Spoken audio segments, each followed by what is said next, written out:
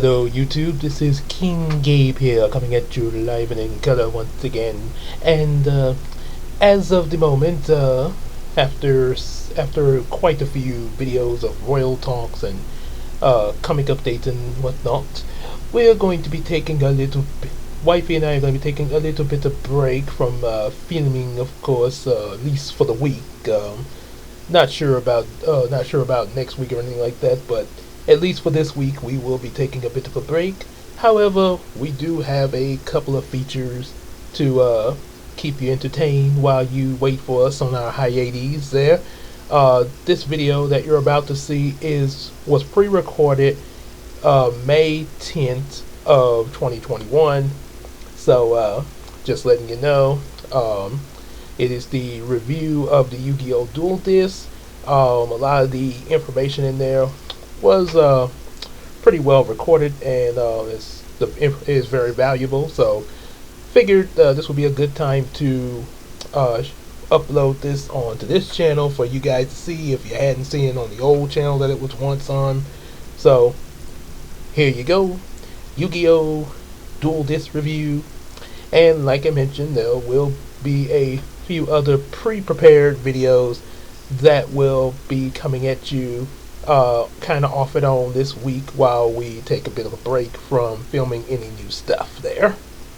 And there should be a chance of us going back to church possibly this coming Sunday, all depending on the work schedule. So be on the lookout for that. It just might happen. But for the meantime, Yu-Gi-Oh! Duel Disc. This was actually featured in season 2 of the Yu-Gi-Oh! Anime series that we got here in America for 4Kids dub. So which was known as the Battle City arc. And ever since then, they have been using the dual disc pretty much throughout the rest of the show. Yeah, they season 1 they had these oversized dual arenas. And I guess they say, well, no, we're not using that no more. Dual disc is the way in.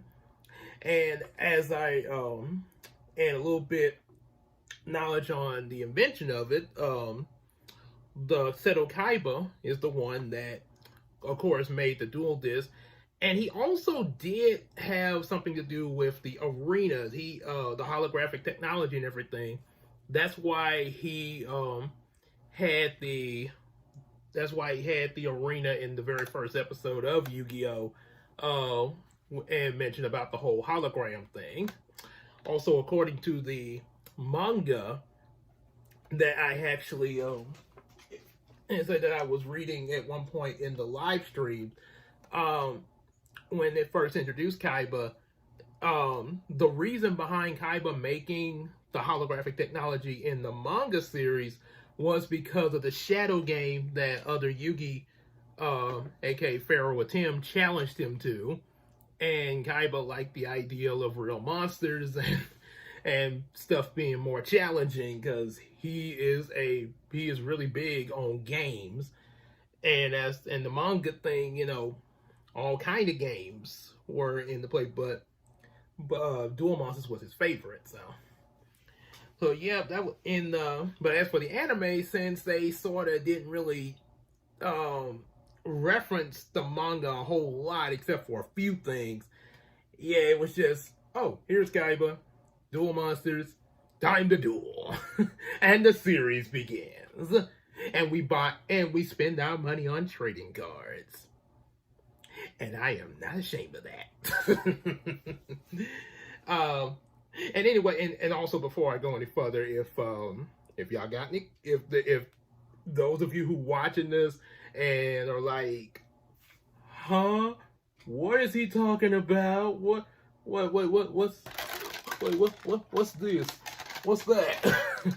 Y'all ain't got, definitely leave your comments in. Definitely leave any questions or comments in that comment section. Please do so. Hey, trust me, even if it's a million questions, hey, I'll do my best to answer them, okay? Okay, we cool. But before you do that, let's hear the video first. Let's do the review first. Then you can ask your questions, okay? We cool. All right. So anyway, here's the Duel Disc. As you'll see, it's not completely show accurate, which that's kind of when it was first made. I think the Duel Disc was first made. They first released these. Oh my God. Let's see. I want to say. I know it was. Let's see, because I know I started. I know my friend Casey and we started watching season 2 of Yu-Gi-Oh. I want to say kind of around 2003-ish there. Sort of the 10th grade, I want to say. Yeah, I kind of want to say, not completely sure, but I know. But what I do remember, because going by because I made a lot of home movies back in the day on VHSs, especially in high school. I remember one of my home movies was a spring break movie of 2004, and in one of the scenes of it, I had this, and I caught myself doing a duel tournament with other, pretending that I was dueling other duelists and stuff there, while I was in my mom's classroom. No, school wasn't going on, but yeah, she was up there doing some stuff in the classroom and stuff. So yeah, so there was that. So it came out somewhere within late 03 to early 04, because like I said, I had it in 04 around the month of March when I shot the spring break VHS. So I know I had it before then, because that's how I was filming myself with this thing. Yep. And it is yep, as you can see, like I say, it's not, like, again, it's not show accurate, but this was when it was first made. Recently they have come out with some that are show accurate, but I think they're for display only, and they cost quite a bit. I mean, this one was kind of pricey itself for what it does, but yeah, the show accurate ones, they are pretty pricey. And if they actually make a dual disc that can project holograms like in the show, oh boy, that'd be like a car payment right there. I'm assuming that'd be like a car payment price, depending on what car you're thinking of. So anyway, so I'll show you what it can do here. You got the switch. You got the switch right here. It's in the middle. That means it's off. So you can either flip it down or up. That'll make the light. There's 2 different light features. So if you flip it down,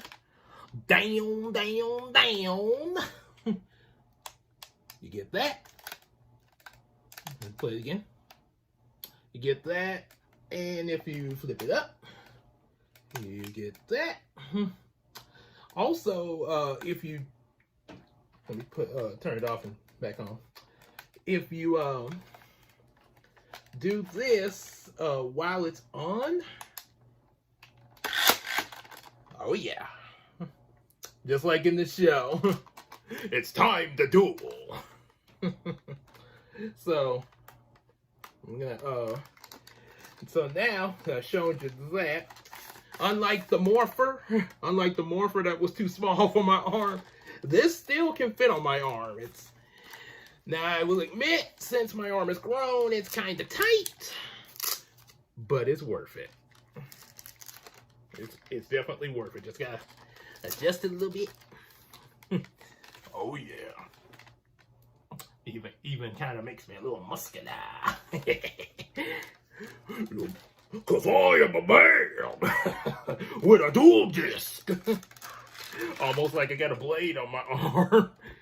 And there was one funny joke in the show. They said when the dual discs were first introduced in season 2, and they came to the tournament for Battle City, there were these 2 businessmen. I think they were supposed to be like a running gag in this episode. It's like in the 4Kids dub, it was like, what are those things? Some kind of giant wristwatches? Yeah, because all wristwatches look like this. Hey, you got the time? Let's see. It's 8,000 life points. And by the way, in the official Yu-Gi-Oh game, you do start off with 8,000 life points. In the show, season 1, Duelist Kingdom, they started off with 2,000, but it was a little different than how we play, in real life. They started off with 2,000 life points with the arena duels, and they could not attack each other directly, but they could summon whatever monster they wanted, regardless of how many stars it was. Season 2 with Battle City, they could, they had to do tributes where they could, and they started off with 4,000 life points, sort of give a little more leverage, and also, and also kind of make it more tensing with the duels, like, oh my god, is he gonna win? So in real life, we get more life points than the show does, but like I said, that was to kind of raise the tension in the show. At least that's my assumption. So, yeah, they start off with 4,000 life points, and like the way we do in real life, you can only summon level 4 or below monsters easily, magic trap cards, and for 5 or 6 star monsters, you had to tribute 1 monster, or sacrifice, they might say. Level 7 or 8 monsters, you had to do 2. And up higher, you had to do 3 monsters. I think 9 and 10. I think higher you do 3 monsters, because I know the 3 Egyptian god cards that were featured in season 2. You had to tribute 3 monsters to summon them successfully there. Because if you special summon them, they only stay on the field for 1 turn. So, and again, like I say, if what I'm saying is a little confusing, after the video, don't hesitate to ask a question like hey, what was you talking about? Yeah, don't be afraid to ask them questions there. But a lot of people that already know about the show, know what I'm talking about. But yeah, so since I got it on my arm, gonna do a little action here.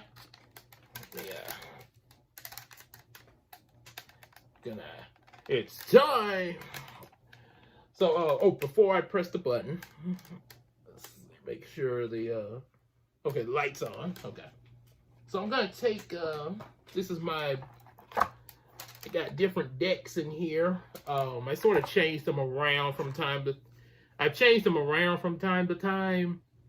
So, who knows what I might do in the future as far as a new deck there. So, a few cards that's sort of just hanging around. As Optimus said in Transformers Robots in Disguise in 2002, well, I tried to tell them to leave, but they just kept hanging around. So, I'm going to take this deck. This is, I'm considering this my personal deck because it has my favorite card in here. Mahavilo.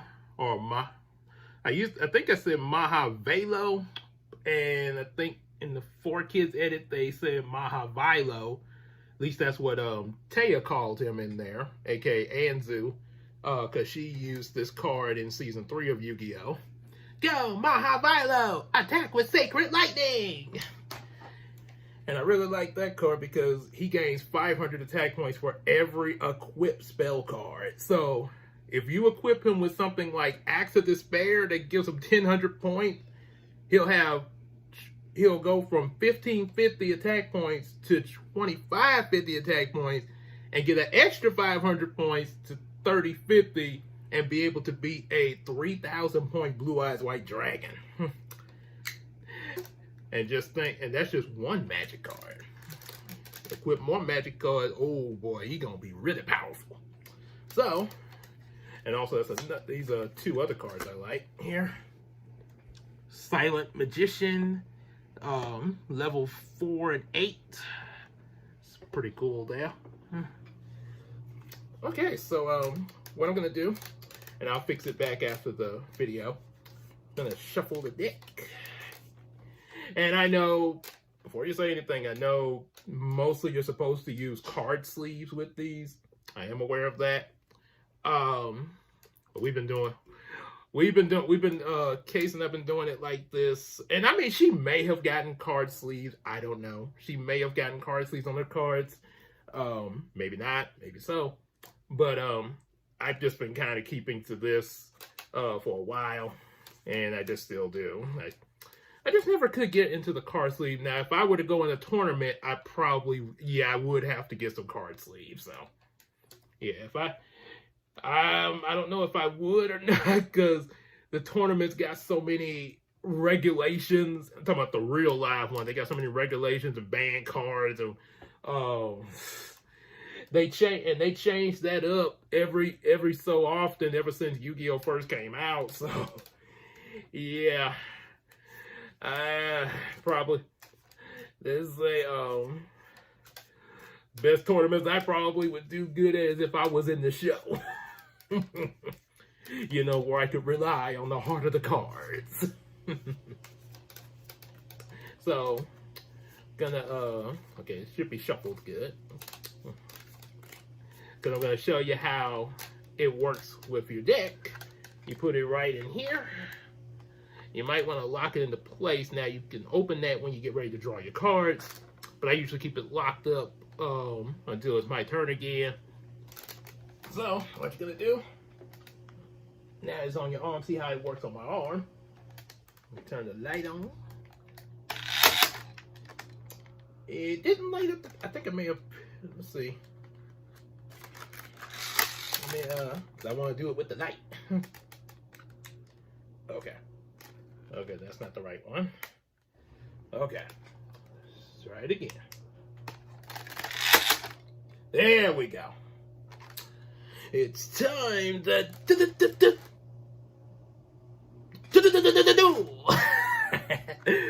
I saw El Nedge do that when he reviewed the Yu-Gi-Oh movie. Okay, so okay, you see where I put my deck at?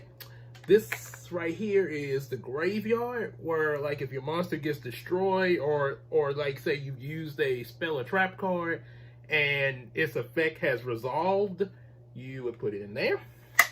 So, give you a little example there. I'm gonna draw. First, you're gonna start with drawing 5 cards. Let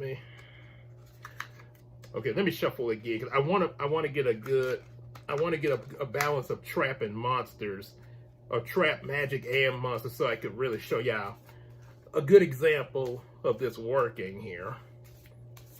And I'm not gonna go through a full duel, but we're gonna pretend that I'm dueling Yugi himself. So, again, like I say, an imaginary duel, just to show you how the cards work. Yeah. Make sure I got some magic. Now, of course, in real life, you can't be doing all this, but, you know, look at it, trying to show a certain way, but this is for a demonstration now. As Squid would say, it's just a demonstration. Okay, I should be good here. All right, so deck is loaded. We're gonna draw 5 cards. Ooh, nice cards. And then you would determine, okay, so you got 5 cards in your hand. You and your opponent determine who goes first. You can either flip a coin, or you can do rock, paper, scissors. We're just gonna, okay, so skip that. We're just gonna pretend that, let's see, going by when Jaden dueled Yugi. Okay, I think he went first, so I'm gonna go first. That means I draw a card. And each turn, every time it's your turn, you have to draw a card. And if you are unable to draw, like you run out of cards and you can't draw no more, you lose by default. That's how Yugi defeated Slifer the Sky Dragon. So, epic draw.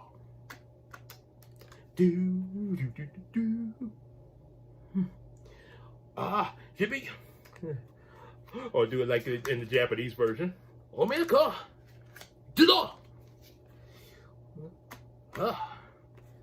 Let's see. So we're gonna, let's see, I'm going to summon So this is a level 4 monster here. And you place your monsters on this part of the dual disc. Yep. And then show you what monster H drew. Magical Broker. Broker. Yeah. Well, he's not, and it's not the power broker from the Falcon and Winter Soldier. Yep. So, let's see. It has an effect on what, I'm not going to use the effect on it there. We're just going to be brief. Okay, so we can place it here. That's where your monster would go. And if you want to use a magic and trap cards would go into these little slots. In the show, the slots would be up here. Yeah, which would be a lot cooler. But have to deal with what you have to go with what you get. So you can use there are magic cards you can use to power up your monster. Say my monster has 1,500 attack point. So a magic card like Black Pendant adds 500 attack points to it. That would raise it up to 2,000 or 2,000. And you can place a card face down, either magic or trap cards. It's best that you, it depends on what your strategy is, but the best magic cards to play face down is usually quick plays, because they can activate similar to traps there, quick plays there. But the difference is you can use them either right away or the way you would use a trap card. Trap card, you have to place it face down first and then activate it at any turn after you placed it. Like I placed it on my turn, so either on my opponent's next turn or any turn after that, I can activate it. So I got one card face down. Then it would go to my opponent, Yugi. Yugi would draw a card. Just say he summons, say, thinking of Yugi's deck. Let's say, so I got him, because I got my monster powered up with Black Pendant. So imagine he used something like Mystical Elf, like he did in his duel with Jaden. Then used the magic card Magical Dimension to sacrifice Mystical Elf to summon a spellcaster, his favorite, Dark Magician. But there is a catch. When he does that, Magical Dimension would give him the option of destroying my monster on the field. No! Oh no, explosion! Like it'd be in the show whenever stuff like that happened. And also, my magic card would be destroyed as well because it was equipped to my monster. And see, and there's an effect on it where when it's destroyed, your opponent loses 500 points of damage, so he would lose 500. So he's got a Dark Magician souped up on the field ready to attack me directly. Oh, snap. And so I could either activate my trap card or just take the attack. I would choose to take the attack because there's something I want to do with my face down card. So Yugi losing 500 points would go down to 7,500. An attack of 2,500 was bring me from 8,000 to 5,500. And these little buttons on here, that's how you those buttons I'm pressing, that's how I make the points go down. Would be nice if you had like in the show where they would just beep, beep, beep, beep, beep, beep, beep, beep. So now it would be my turn. I draw another card. And now I choose to activate my trap card. And no, these don't really press. I see it in the show. I just like to do that. But in the show, they would sometimes be hitting buttons to activate the trap and magic cards in these slots. Click. Right. Call of the Hunted. Which that trap card allows me to bring back my any monster in my graveyard destroyed. And I choose Magical Broker. Place him here above the Call of the Hunted. Call of the Hunted will stay on the field as long as he's on the field, unless something happens where it's removed. But what can I do about this Dark Magician? Well, there's another kind of spell card that won't power up my monster, but it can keep Yugi from attacking. So there's continuous spell cards like Swords of Revealing Light. Most continuous spell cards would last pretty much throughout the whole duel unless your opponent destroys it. This one lasts for 3 turns. But so by activating that, I can prevent Yugi from attacking for 3 turns to give me time to think of a way out of this. Yep, so that's kind of an example. I think that's pretty much, I think you pretty much got it there. There's also other magic cards like field spells that you would put in here. Like say, maybe I would put the Yami field spell card that would boost all my spellcasters by 200 extra points, or something like Gaia Power for Earth type monsters. And let's see, okay, I want to give you an example of tribute summoning there. So say Yugi doesn't do anything on his turn, so he would pass, and you can do that. Oh yes, I got a good draw, just like Kaiba. So now for a tribute summon, like I said, 5 or 6 monsters, you tribute 1 monster, but for 7 and 8, you tribute 2, so I only got 1, so I'm going to tribute this, and I also got to remove Call of the Hunted.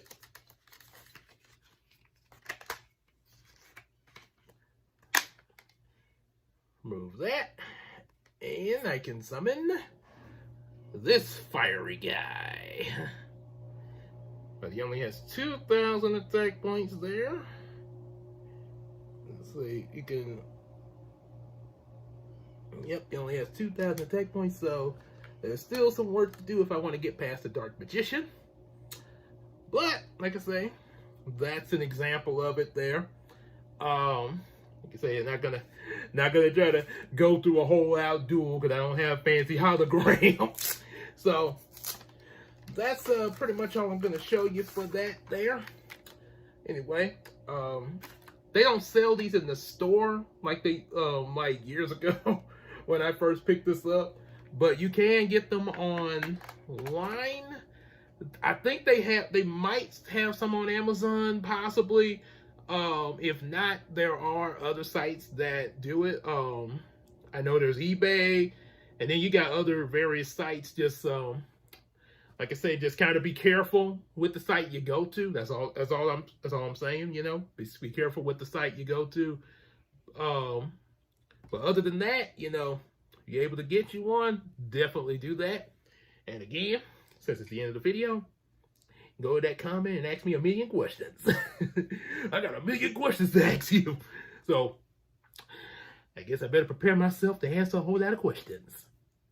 Well, that's our pre-recorded Yu-Gi-Oh! Duel Disc toy review video. Hope you guys enjoyed that. If you did, be sure to like, subscribe, share it with your friends, especially Yu-Gi-Oh! Fans, and also buy some of our available comics and support us on our Patreon. And we will see you later.